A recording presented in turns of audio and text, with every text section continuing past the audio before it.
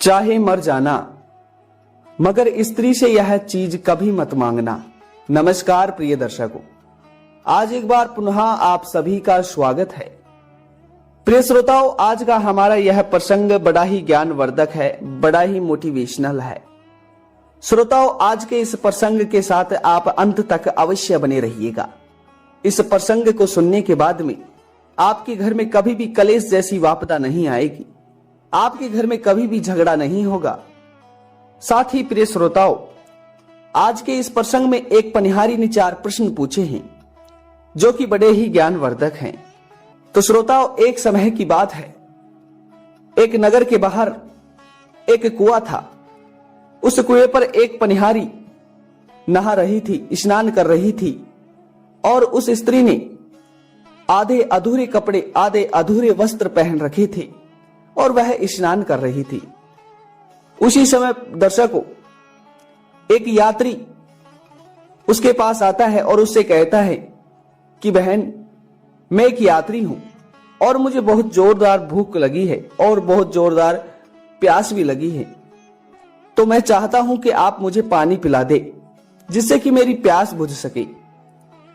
श्रोता, उसके बाद में वो स्त्री, वह जो स्नान कर रही थी, वो उस यात्री से कहती है कि इस पूरे संसार में केवल 2 ही यात्री हैं, तुम तीसरे कहां से आ गए? अगर तुम इसका जवाब दे दोगे तो मैं तुम्हें पानी पिला दूंगी। श्रोता, उसके बाद में वो यात्री इस बात का जवाब नहीं दे पाया। थोड़ी ही देर बाद एक दूसरा व्यक्ति आता है और वह उस स्त्री से कहता है कि बहन, मैं बहुत गरीब हूं और मैं बहुत दूर से आया हूं, मुझे प्यास लग रही है, क्या आप मुझे पानी पिला सकते हो? श्रोता, उसके बाद में फिर वह स्त्री उससे कहती है कि इस पूरे संसार में केवल 2 ही गरीब है, तुम तीसरे कहां से आ गए? श्रोता, फिर वे दोनों ही बगल में खड़े हो जाते हैं और इस बात को सोचने लगते हैं और इसका जवाब उनके पास नहीं होता है। और उसके ही थोड़ी देर बाद एक तीसरा व्यक्ति आता है और वो आकर उनसे कहता है कि बहन, मैं मूर्ख हूं और मैं बहुत दूर से आया हूं, मगर मुझे प्यास लग रही है, क्या आप मुझे थोड़ा सा जल पिला सकते हैं जिससे कि मेरी प्यास बुझ सके? श्रोता, उसके बाद में फिर वह स्त्री उस तीसरे व्यक्ति से कहती है कि भाई, इस पूरे संसार में केवल 2 ही मूर्ख हैं, तुम कौन से हो? तुम कहां से आ गए?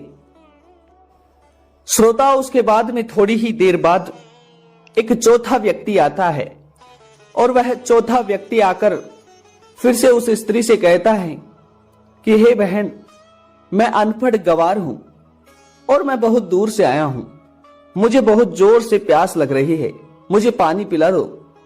तो दर्शकों, फिर से वह स्त्री उस अनपढ़ गवार से कहती है कि इस पूरे संसार में, इस पूरे जगत संसार में केवल 2 ही अनपढ़ गवार है, तुम कौन से हो?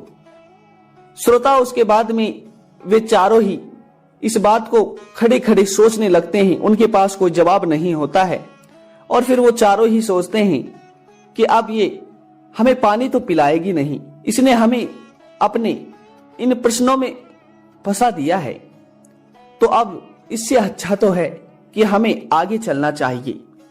श्रोता, उसके बाद में वे चारों ही एक एक करके आगे जाने लगते हैं और जैसे ही वे आगे जाते हैं तो वह स्त्री, ठीक तरीके से उसने अपने वस्त्र नहीं पहन रखे थे, जिसके कारण वो उनसे ठीक से बात नहीं कर पाई और फिर वो उन्हें आवाज लगाकर कहती है कि रुको, इस कुएं से थोड़ी ही दूर मेरा घर है और आप मेरे साथ मेरे घर चलिए, मैं वहां जाकर आपको पानी पिला सकती हूं। श्रोता, उसके बाद में वह स्त्री उन चारों राहगीरों को अपने साथ अपने घर ले जाती है और घर ले जाकर सबसे पहले वह पूरे बदन पर वस्त्र पहनती है ठीक तरीके से, और उसके बाद में उन चारों राहगीरों को वह स्त्री पानी पिला देती है। श्रोताओं, जिस समय वह स्त्री उन चारों राहगीरों को पानी पिला रही थी, उस समय उस स्त्री का ससुर उसे देख लेता है। वह उसका ससुर सोचने लगता है कि मेरा बेटा विदेश में कमाने के लिए गया है और यहां मेरी बहू बाहर के अपने यार दोस्तों को, अपने प्रेमियों को मेरी ना होने की वजह से घर में बुला रही है। कहीं मेरी बहू बदचलन तो नहीं है, कहीं मेरी बहू मेरे पुत्र को धोखा तो नहीं दे रही है। श्रोताओं, उस बूढ़े ससुर की उसके मन में यह सवाल खड़ा हो जाता है और फिर वह बूढ़ा ससुर अपने उस गांव के राज्य के राजा के पास जाता है। राजा के पास जाकर राजा से कहता है कि हे राजन, मेरी बहू मेरे घर में ना होने की वजह से, मेरे बेटे की मेरे घर में ना होने की वजह से अपने प्रेमियों को मेरे घर में बुलाती है और हमें और मेरे पुत्र को धोखा दे रही हैं। तो हे राजन, आप ही अब हमारा कुछ फैसला कीजिए। श्रोता, उसके बाद में राजा अपने सैनिकों को भेजता है उसकी बहू को लेने।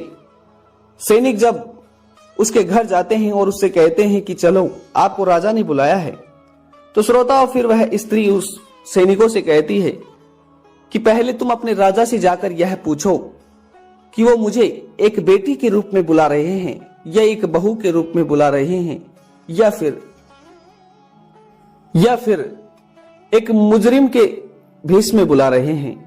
श्रोताओं, फिर वे सैनिक वापस राजा के पास आते हैं और राजा से कहते हैं कि राजा, वह हमसे ऐसे बोल रही है कि मुझे राजा ने किस रूप में बुलाया है। तो श्रोता और राजा फिर उन सैनिकों से कहता है कि जाओ और उसे एक बहू के रूप में लेकर आओ। श्रोता, उसके बाद में फिर वे सैनिक उसके पास जाते हैं और उस स्त्री को एक बहू के रूप में राजा के पास लाकर पेश करते हैं। राजा और उसका ससुर वहीं थे। तो राजा उस स्त्री से कहते हैं कि बहू, खैर मैं इस राज्य के राजा हूं, परंतु तुम हमारे इस राज्य के पुत्र की पत्नी हो, तो हमारी बहू ही हो और मैंने तुम्हें यहां पर एक बहू के रूप में बुलाया है। तो बहू, मैंने सुना है कि तुमने अपनी ससुर की अनुपस्थिति में, अपने पति की यहां होने की उपस्थिति में अपने घर अनजान लोगों को बुलाया है, अपने प्रेमियों को बुलाया है, क्या यह सत्य है? तो श्रोताओं, फिर वह स्त्री राजा को सारी बात बताती है और राजा से कहती है कि महाराज, यह सब गलत है।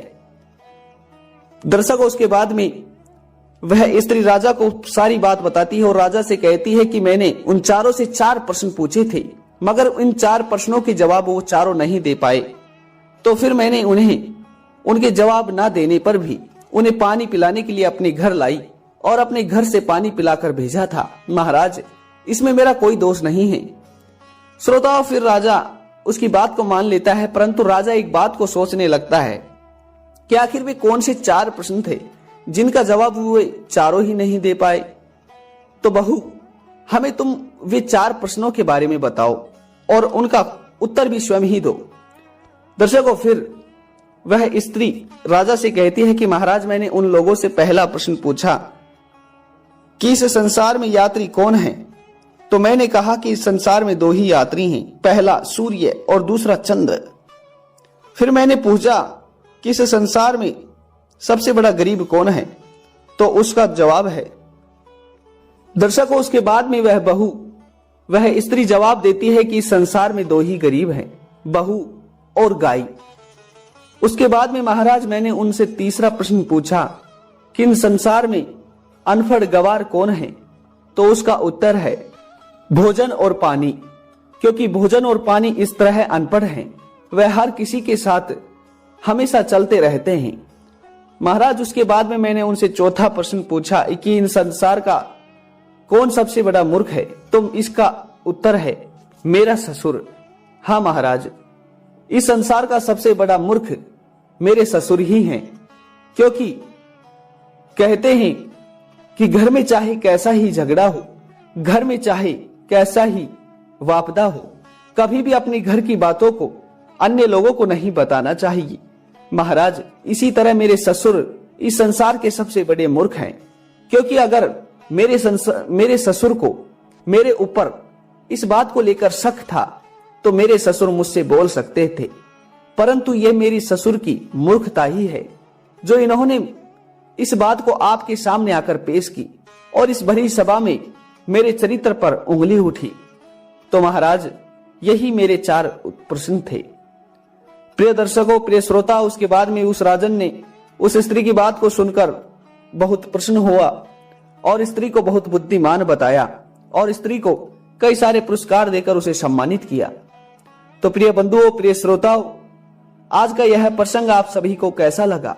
कमेंट बॉक्स के माध्यम से अवश्य बताइएगा।